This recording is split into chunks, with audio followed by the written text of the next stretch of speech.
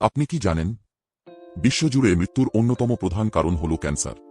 কিন্তু ভালো খবর হল, আমাদের দৈনন্দিন জীবনের কিছু সহজ পরিবর্তনের মাধ্যমে ক্যান্সারের ঝুঁকি অনেকটাই কমানো সম্ভব।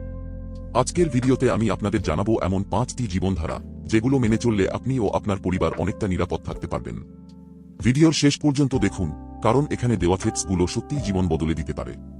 প্রথম জীবনধারা হল সঠিক খাদ্যাভ্যাস। আমাদের খাবারই আমাদের ওষুধ।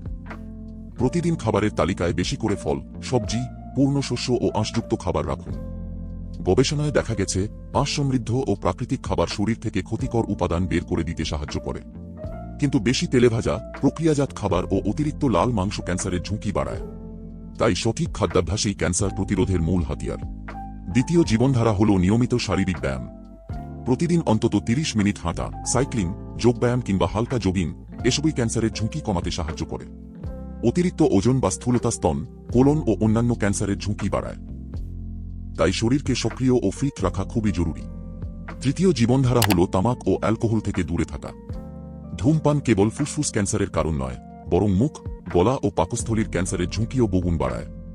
একইভাবে অ্যালকোহলও যকৃত ও অন্ত্রের ক্যান্সারের একটি প্রধান কারণ।